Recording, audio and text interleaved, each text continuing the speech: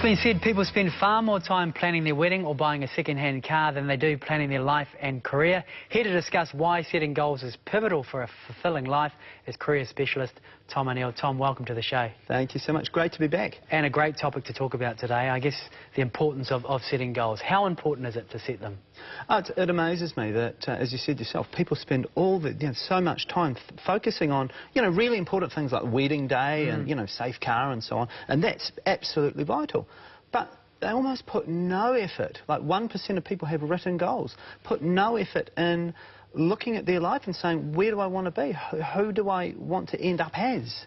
And there's a quote, people go through life and then find the ladder they've been climbing has been leaning against the wrong wall. It's so sad. And you just need to really focus on moving forward. So what percentage are actually putting pen to paper and following through with setting their goals? Statistics say that 1% of people, 1% of people actually discipline themselves and sit down and write, not a to-do list, but, goals to their life, short, medium, long term, this is where I want to be, and then can actually measure them and see how they're going. How easy is it to set goals or to start setting goals? Because you talk to people and they talk about it, but they struggle with putting it down on paper, and once if they do put it on paper, where do you put it? Do you put it on the fridge? Do you leave it in your book? Yeah, absolutely. No, very, very good point. What I really think you do is you set your long-term goals first, and that really gives you a vision. How far down? 20 years, let's say, really? For example. Wow, that far? Yeah, that far. That's what I want my life to look like. I'd also suggest you break it into the key areas of your life, like your faith, finances, family, those sort of things. And so you can look at different areas and say, this is where I want to be. Then work backwards, medium term, 3 to 5 years, what do I want to be happening? And then short term, over the next year, what are some things I can do to start that journey? Tom, I want to go through some key points. The first one, where do I ultimately want to be, both professionally and personally? Yeah. So that's something you'd work for long term over those 20 years? Absolutely. And for everyone it's different. I mean, for some people it's the career, and the career is their focus to climb that corporate ladder. And if that's your career, if that's your goal, fantastic, and go for it for all you can. But conversely, some other people, family. They want to have that availability to take the kids out of school on a Friday earlier and shoot to the beach, etc. So it's really important to know what's important for you, and also, if you're married, for example, know what's important for your partner, and so you can actually share those goals and move forward. I also imagine you need to take into consideration, if you are a single person, obviously you're trying to climb the corporate ladder, that maybe in the back of your mind you're wanting to have a family and things may change. Absolutely. So maybe those goals, can they change later on as well? 100%. Your goals should almost be fluid. Yeah, exactly. And don't punish yourself for changing your goals. Your life changes. When I was young, before I had kids and married to a lovely wife, Sarah, I had all these goals that were career, it's like have a car collection, all those sort of things. And now I'd need it like a hole in the head. I've got kids, and now my focus is, really kid-focused, family-focused, and driving forward there, and it's just so exciting. But life changes, and people change, and roll with that change. Okay, let's move to the next point. What are my strengths and weaknesses? Yeah, that's quite a hard one to decide on what you think you're strong at, and what hard to sort of think what you're weak at as well. One thing that's really good is to sit down, pen and paper, and just be really honest with yourself. And rather than say strengths and weaknesses, think about, well, what do I like and what do I not like, And you'll start to put together a bit of a list of things that are effectively your strengths and your weaknesses. Then make sure that they are friendly and supportive family and friends. And just say, look, I really want to find out, what are the things that make me tick?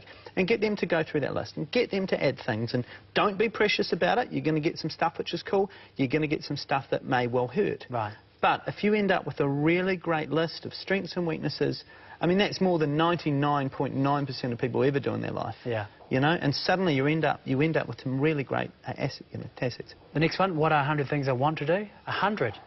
Well, it's the bucket list, right. Putting together a list of all the things you want to do in your life. And one thing I suggest your audience is maybe write 10 and put those 10 on the fridge, because every time you go and get the milk, you're reminded, oh, yeah, I want to achieve that one day. And anyone else that's in the house too will see it as well. Absolutely. And then they come up and say, oh, how are you going saving towards that trip to Europe? Or how are you going on da-da-da-da-da? And it's really good. It makes you accountable.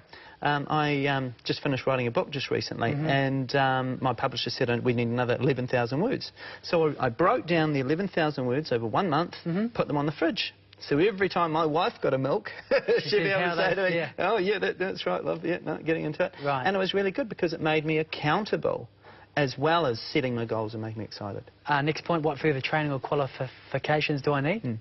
It's, especially if you're a bit older, you know, there's a thing called applied learning. A lot of organisations, a lot of universities and technical institutions do it, where you have a certain amount of life experience, career experience, and they will take it into consideration and credit you some papers, or maybe a complete degree based on your experience and your knowledge, etc. And so instead of having to go back and start again effectively, you may be able to start with 20 papers to complete, you know, or 20 papers down and one more paper to complete your degree, sort of thing. And so that's an option, but also short term, you want to look at, you know, maybe part-time, studying part-time, maybe doing a paper every 6 months, and just really start to get yourself into that. It all adds up, doesn't it? Exactly.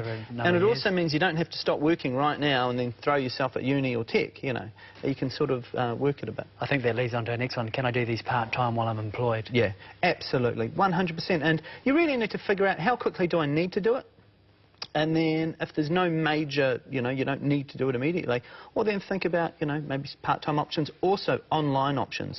You know, these days you don't need to get in the car and drive 2 hours to Auckland University and find a park and pay $50 every time you go.